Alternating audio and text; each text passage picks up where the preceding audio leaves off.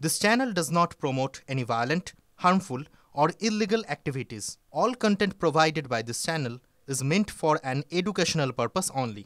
আসি পরের খবরে, শাহজাহানের মুখে এবার সরাসরি বিজেপির বিরুদ্ধে চক্রান্তের অভিযোগ। এতদিন রাজনৈতিক চক্রান্তের অভিযোগ করছিলেন সন্দেশখালী কাণ্ডের মূল অভিযুক্ত। আজ ইডি দপ্তর থেকে স্বাস্থ্য পরীক্ষার জন্য জোকা ইএসআইতে যাওয়ার পথে সরাসরি বললেন সবাই দালাল, বিজেপির দালাল, সবাই মিথ্যা কথা বলছে। কি বললেন শেখ শাহজাহান, শোনাই একবার আপনাদের। সব মিথ্যে কথা কেন বলছে? সব দালাল, সব মিথ্যে, বিজেপির দালাল, সব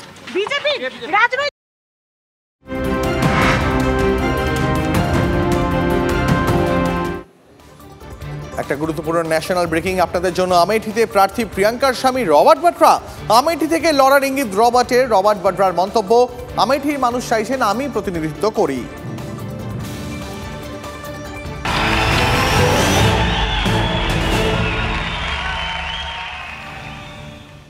ভোটের মুখে এজেন্সি নিয়ে প্রধানমন্ত্রী মুখ্যমন্ত্রীর বাকযুদ্ধ। এজেন্সি দিয়ে ভোট করাচ্ছে, কেউ মাথা নত করবেন না বলেন মমতা বন্দ্যোপাধ্যায়। দুর্নীতিবাজদের শাস্তি দিয়েই ছাড়বো, পাল্টা হুঙ্কার নরেন্দ্র মোদীর। ওরা মারলেও দোষ নয়, অ্যারেস্ট করলেও দোষ নয়, এজেন্সি দিয়ে ইলেকশন করাচ্ছে আর বাড়ি বাড়ি গিয়ে বলছে বিজেপিকে ভোট দাও এবং এজেন্সি থেকে মুক্তি পাও। আমি বলি যার বিরুদ্ধে এজেন্সি করবে, কেউ মাথা নত করবেন না, তার কারণ ওদের শিক্ষা দেওয়ার প্রয়োজন আছে। আমি বলি ভ্রষ্টাচার সরাও, তারা বলে भ्रष्टाचारी बचाओ। मैं इन भ्रष्टाचारियों को दो टूक कह रहा हूं, आपकी धमकी से कुछ नहीं होगा। ये मोदी है, भ्रष्टाचारियों को सजा दे करके रहेगा।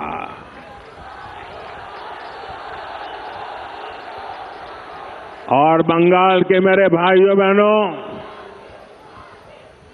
आने वाले 5 वर्षों में भ्रष्टाचारियों पर और कड़ी कार्रवाई होगी।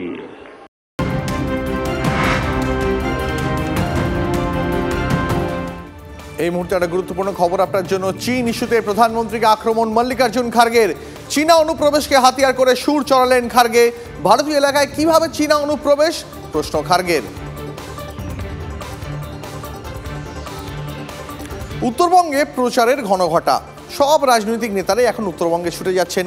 মুখ্যমন্ত্রী যাচ্ছেন, প্রধানমন্ত্রী আসছেন, একের পর এক সভা হচ্ছে। উত্তরবঙ্গকে তো টার্গেট খোদ প্রকৃতিও করেছে।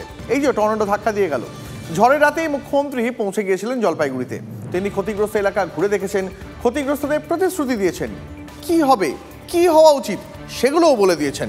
কিন্তু মুখ্যমন্ত্রীর নির্দেশ যাদের কার্যকর করার কথা তারা কি করছেন? তারা কি একবারও গেছেন এলাকায়? তারা কি কাজ করছেন?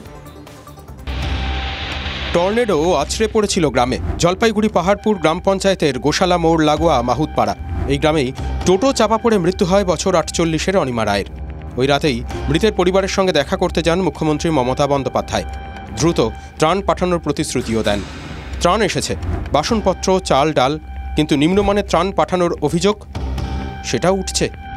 এটা করে এখন রান্না করা যায় নাকি? এখন ফেলে রাখছি, কারণ ননদের বাড়ি থেকে পাঠিয়েছি, এখন উড়োতে রান্না করে খাচ্ছি। বালতি ভাঙা, কড়াইয়ের হাতল নেই, দেখে মনে হবে ত্রাণ সামগ্রীও টর্নেডো বিধ্বস্ত।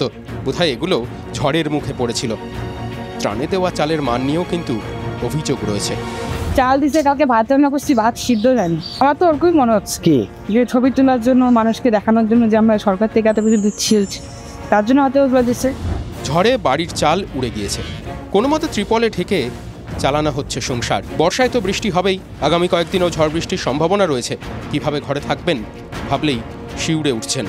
তো দেখো কাজটা শুয়াতি দিনে বাড়িঘর কি করে ঠিক করবে, টিন কেনার ক্ষমতা নাই, খাওয়ার ব্যবস্থা নাই।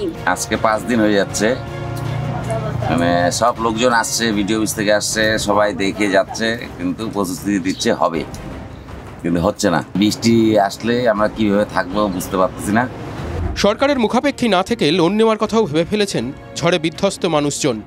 তো তার দেখতেছি মনে হয় না সরকারি কিছু পাবো, তো মনে হয় আমাদের নিজেই লোন টোন করে যাই হোক কিছুর ব্যবস্থা করে আমাকে ঘরগুলা করতে হবে। তো এখন দেখি লোনের অ্যাপ্লাই করছি, যদি লোনটা পাই তাহলে নিশ্চয়ই করবো, নিজেরাই করতে হবে। বিডিও মিহির কর্মকার বলছেন ত্রাণ সামগ্রী বিলি করা হচ্ছে। নিম্নমানের ত্রাণ সামগ্রী নিয়ে কোনো অভিযোগ তিনি এখনও পাননি। ভাঙা সামগ্রীর ছবি দেখে কি ব্যবস্থা নেবে প্রশাসন? আন্তরিকতার অভাব না ত্রাণ সামগ্রীর টাকায় দুর্নীতি, কোনটা হয়েছে বলুন তো? Bureau report, TV9 Bangla.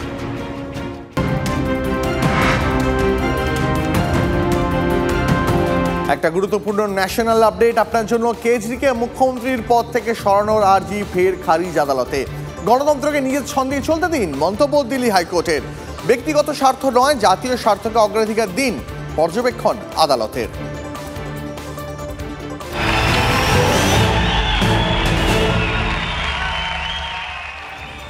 কোচবিহারের মঞ্চে কেন্দ্রীয় বঞ্চনার অভিযোগে সরা মুখ্যমন্ত্রী, পাল্টা কড়া জবাব দিয়েছেন প্রধানমন্ত্রী। বাংলায় কোনো প্রকল্প চালুই করতে দেয় না রাজ্য সরকার, তোপ নরেন্দ্র মোদীর। 3 বছর ধরে তোমরা আবাস যোজনার টাকা দাও না, রাস্তাঘাটের টাকা দাও না, 100 দিনের কাজের টাকা দাও না। কেন? আমরা কি খারাপ করেছিলাম? 100 দিনের কাজে ভারতবর্ষে বাংলা প্রথম ছিল, আবাস যোজনায় বাংলা প্রথম ছিল, রাস্তার কাজেও বাংলা প্রথম ছিল। मैं बंगाल की जनता के लिए जो भी योजनाएं लाता हूं, यहां की सरकार उसे यहां लागू ही नहीं होने देती। पश्चिम बंगाल को रिकॉर्ड पैसा देने के बावजूद टीएमसी सरकार की रोकटोक से प्रोजेक्ट समय पर पूरे नहीं हो पाते।